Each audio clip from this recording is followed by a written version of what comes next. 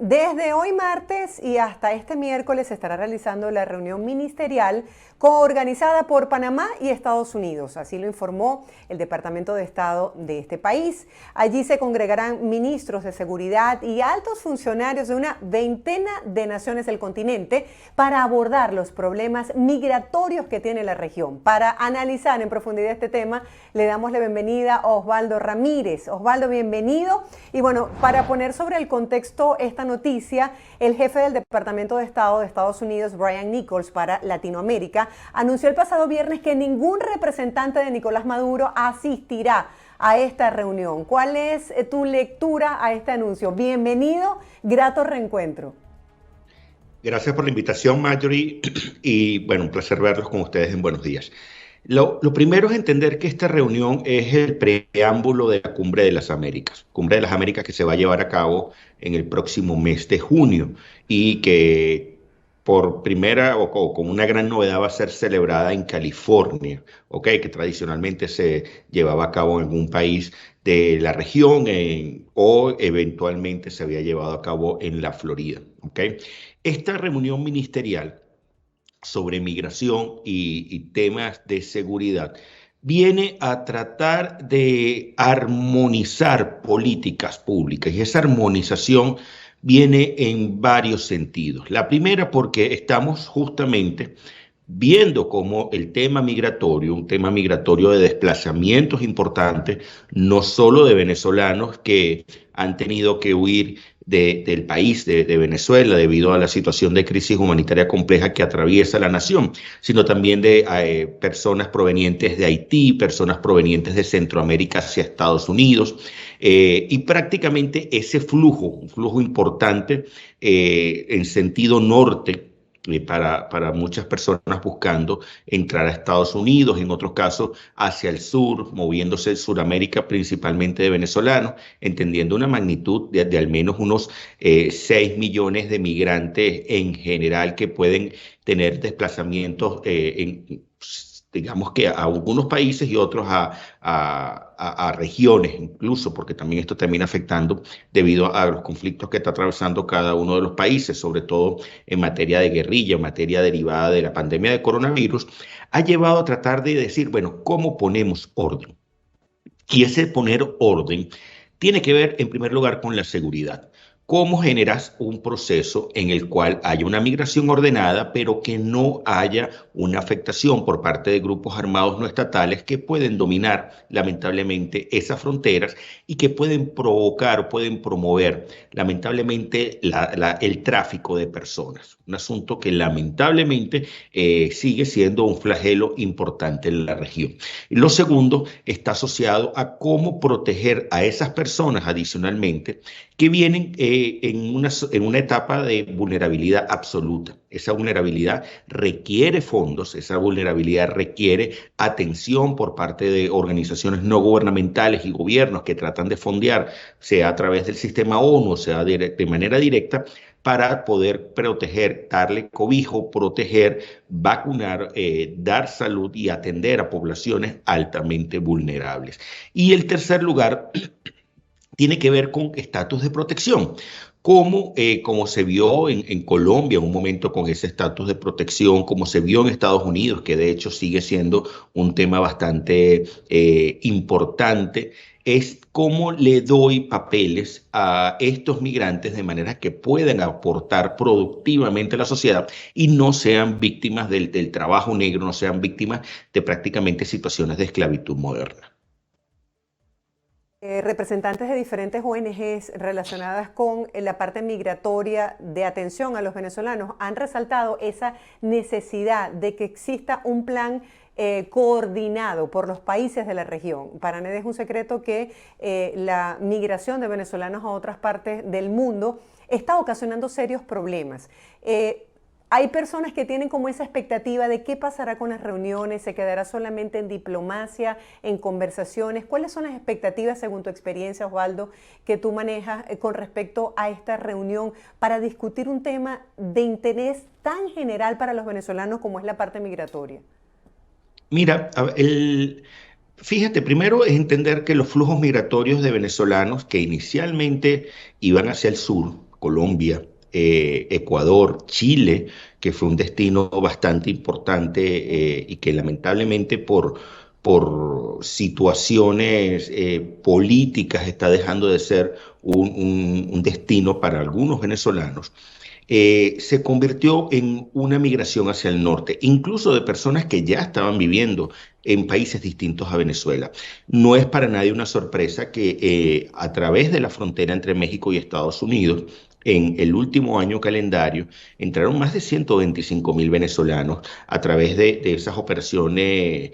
Permíteme usar esta palabra, con esos coyotes, con estas mafias que suelen operar en esa región, y que esto obligó a Estados Unidos a generar unas políticas de cooperación con México, de cooperación con Costa Rica para la imposición de unas visas a venezolanos. O sea, ya no es tan sencillo para algunas personas que pudieran ver eso como una opción, poder llegar o acceder a los Estados Unidos, que era prácticamente el objetivo. Para otros, tiene que ver con decir, bueno, si yo tengo la necesidad de una migración ordenada, de poner orden a una situación compleja, que lamentablemente van a seguir existiendo, dada la porosidad de las fronteras, va a seguir existiendo esta situación, pero si yo tengo la necesidad de poner orden, ¿cómo armonizo políticas? Y yo creo que este es uno de los puntos fundamentales de la agenda de cooperación que se va a ver en estos 2 días en Panamá, porque no se trata solo de decir, bueno, vamos a aceptar a un migrante forzado o vamos a darle cupo, como en algún momento planteó el presidente Boris, que se debía hacer con los venezolanos similar a lo que sucedía en Europa, de asignar cuotas con países para tratar de no sobrecargar una región. De hecho, Brasil tiene una especie de política de acogida. La operación acogida de Brasil recoloca venezolanos en diferentes ciudades para no presionar a los sistemas sociales, principalmente en solo la región de receptora, como puede ser el caso de la región más al norte de este país. Y justamente en esta armonización es decir, bueno, como todos tratamos de ayudar a Venezuela, pero a la vez como todos damos los pasos en la misma dirección. Y no es que, por ejemplo, un Colombia genera un estatus de protección temporal, pero un Perú hace todo lo posible para generar una situación que conduzca a lamentablemente situaciones de xenofobia, como se vieron en el pasado, justamente por parte de un mensaje oficial de su hoy actual presidente, o como el caso de Chile, tratando de decir, bueno, yo voy a tener una política de deportación porque simplemente esta situación es intolerable. O países como Costa Rica que luego sacaron una visa para los venezolanos. Cada vez se van como cercando las opciones para los venezolanos que deciden emigrar del país, ¿no? Osvaldo, hay un tema que me encantaría poder conocer tu análisis, que fue el pronunciamiento que hizo el presidente de Argentina sobre la situación de Venezuela, hablando específicamente de los casos de derechos humanos, tratando de manifestar que la situación había mejorado, las reacciones contrarias por parte de Marco Rubio, Guaidó, la representante de Human Rights Watch, diciendo en otras palabras que no se puede tapar el sol con un dedo. ¿Cuál es tu opinión sobre este acercamiento del presidente de Argentina con Maduro? Sí, allí en el marco de la CELAC, ¿ok? Recordemos que Alberto Fernández, el presidente argentino, es el presidente pro tempore de esta organización regional. Hay que recordar que la CELAC en un momento era el mayor foro de coordinación de políticas para efectos de Sudamérica y parte de Latinoamérica, de cierta manera una parcial institución paralela a la OEA, pero que de cierta manera funcionaba, y en épocas de Hugo Chávez se creó esta iniciativa bolivariana para las Américas, llamada ALBA, en la cual participaron algunos países y que lamentablemente para Venezuela siguió siendo un fracaso, y para otros países simplemente dejó de ser el foro de la izquierda Latinoamérica. Justamente en esta reunión, en el marco de la visita del presidente ecuatoriano Guillermo Lasso a esta nación, Alberto Fernández prácticamente dice, voy a restablecer las relaciones diplomáticas porque estamos viendo que algunas cosas están mejorando. Y esas algunas cosas están mejorando. Él hace una muy breve mención al tema electoral. Recordemos que el pasado noviembre se llevaron a cabo unas elecciones en Venezuela para elegir gobernadores y alcaldes, en el cual hubo una observación internacional, parcialmente fue considerado por la comunidad internacional como un avance en materia democrática, pero que lamentablemente no cumplió con todas las garantías para que efectivamente se reflejara la voluntad del elector. Hay que recordar que esto es vital en el marco de tener elecciones, que no simplemente sea un acto de votación, sino que también se respete esa elección del ciudadano mediante procesos libres, justos y transparentes. Él decía que en este marco había habido un avance y que debían acompañar al país en los próximos pasos que claramente se dieran en esta materia. Hay que recordar que Argentina fue parte del Grupo de Lima que tuvo una batuta importante entre los años 2018 y 2021. Yo creo que la misma situación de pandemia, sumado a cambios en el tablero geopolítico que estamos viendo en este momento, derivado de la invasión rusa a Ucrania, está llevando a que este foro, cada país esté más concentrado en asuntos estrictamente domésticos. Y por otro lado, indicaba que se estaban dando pasos en función del respeto de los derechos humanos. Y esto yo creo que no es una puntada sin dedal, ¿ok? Porque prácticamente yo creo que está haciendo referencia a esta situación en la cual hubo una visita por parte del fiscal Karim Khan, de la Corte Penal Internacional, de la apertura de una oficina en Venezuela, pero que eso no deja de lado toda la situación derivada de los informes de las misiones de determinación de hechos, de los informes de la alta comisionada de los derechos humanos de la ONU, así como diferentes ONGs que indican que lamentablemente no se ha alcanzado un respeto total al respeto de los derechos humanos como establece el orden jurídico y el derecho internacional público, que es lo esperado en cada uno de los países. Lamentablemente yo creo que esto viene de la mano de una narrativa que lo vimos también en unas cartas que salieron a la luz pública tanto la semana anterior como el día de ayer, en donde algunos pujan por una flexibilización de sanciones y otros pujan por un endurecimiento de sanciones, ya que pareciera que si bien ha disminuido levemente la crisis humanitaria compleja, la realidad es que tú sigues teniendo un tercio de hogares con una vulnerabilidad alimenticia al menos bastante importante. Sí, justamente de ese tema quería profundizar porque veía que algunos sectores de la oposición estaban de acuerdo con que se colocaran nuevas sanciones y de alguna manera se pusieran sanciones más fuertes contra el régimen de Nicolás Maduro para decir hay un intento, vamos a ver si me logro explicar, hay un intento, hay una burbuja como lo hablábamos hace como 2 semanas, donde se quiere mostrar que Venezuela ha mejorado, que la situación del país está bien y por otro lado sectores de la oposición no consideran que esta es la realidad y por lo tanto consideran que lo importante es aplicar nuevas sanciones contra el régimen de Maduro. ¿Cuál es tu lectura sobre lo que ha venido ocurriendo últimamente? Hemos visto algunos sectores relacionados con la parte empresarial que han hablado sobre una mejoría, reactivación de espectáculos, reactivación de la vida artística, musical, empresarial en Venezuela. ¿Cómo lo ves tú, Osvaldo? Mira, a ver, parto por la carta más reciente, ¿ok? La carta más reciente, quienes están exigiendo sanciones, la mayoría de esas personas no viven dentro de Venezuela. O sea, son personas exiladas y tienen el derecho, obviamente, como ciudadanos, de expresarse libremente, ¿ok? Ahí hay un punto sobre el cual, y recordemos, hace unas semanas hablábamos de una cuenta del Frequency 58 sobre el tema de sanciones, en donde la opinión de los venezolanos es que no están de acuerdo con ellos, ahí hay una realidad. La segunda plantean, bueno, es que tenemos que avanzar en una amenaza creíble, vamos a decodificar la carta en dos, tres aspectos macro. Y la amenaza creíble implica una guerra. Eso es un poco lo que tú estás viendo permíteme hacer el paralelismo, porque no son situaciones comparables. Es como que tú tuvieras una pequeña Ucrania en Venezuela, ¿ok? Con un conflicto armado en donde hay gente que dice, bueno, sí, se armó el conflicto, pero al final del día yo lo que voy a hacer es sancionar. Yo no voy a meterme a pelear tu guerra. ¿ok? Y en esto, ahí yo creo que tesis encontradas, porque puede sonar bastante polémico, pero siempre las sanciones tienen o apuntan a un tema de cambio de conducta. Y algunos cambios de conducta se han visto, han sido, están a la vista algunos, otros son totalmente están por fuera del radar mediático, pero en realidad en algún momento las sanciones generaron un cambio de conducta.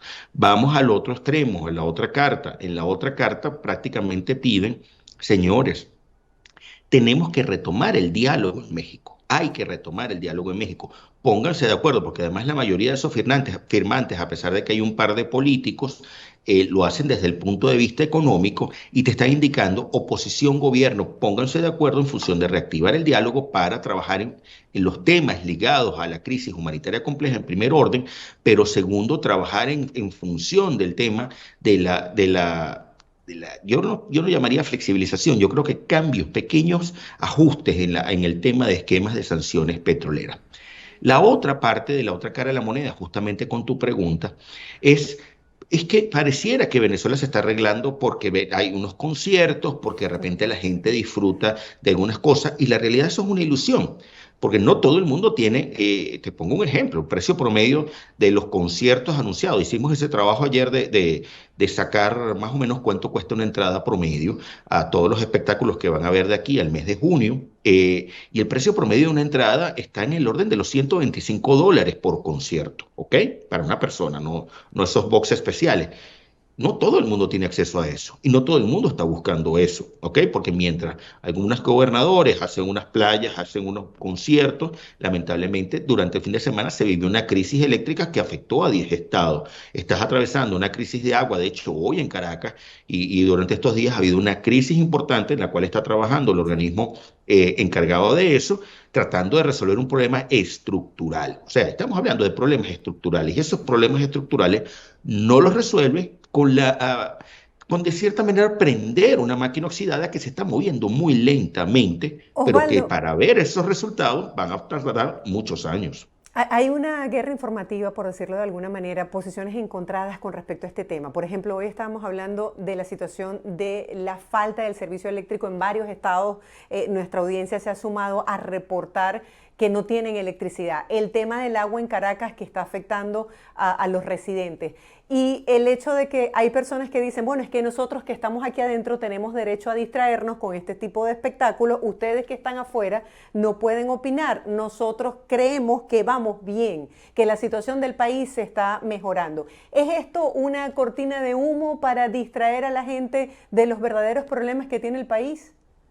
Mira, yo no lo catalogaría como una cortina de humo, quizás para algunos lo sea, pero en general no. En general la gente quiere seguir su vida por fuera del tema político y la realidad es que tenemos a la mitad de la población que está absolutamente divorciada de los asuntos públicos. No quiero saber nada.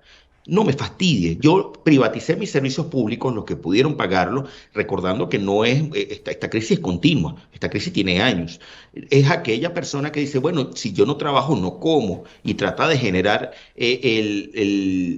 hacer lo suficiente para claramente poder disfrutar un costo de vida. En el último Frequency 58, el campo cerró apenas el miércoles santo, pero te puedo asomar simplemente este dato. Lo podemos profundizar la semana que viene algunos de estos elementos, pero preguntábamos sobre una base de $1.000, ¿ok?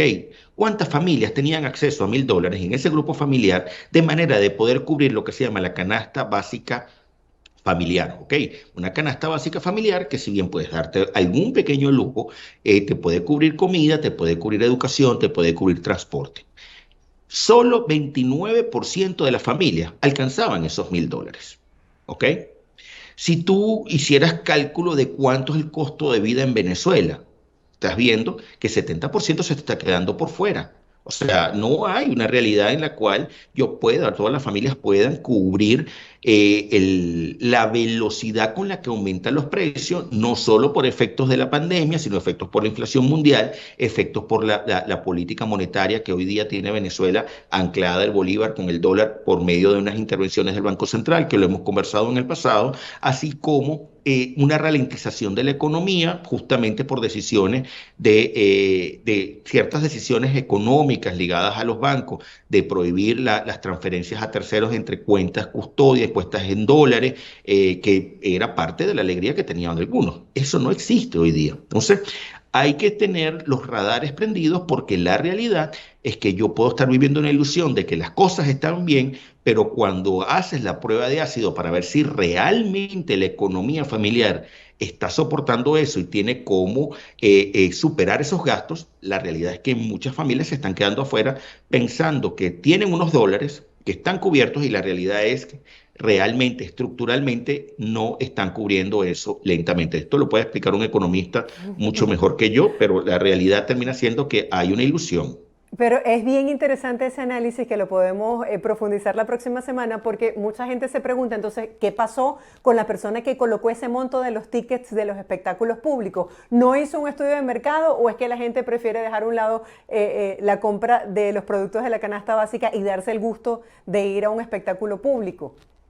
Sí, hay mucha gente que prefiere eso y en términos de costos, el tamaño de la economía venezolana para disfrutar un concierto de esta magnitud no se equipara al que tú puedas tener en Colombia, en Bogotá, en el resto de Latinoamérica, en México, en Argentina. O sea, son escalas absolutamente distintas y esos son los números que les dan a ellos una rentabilidad mínima.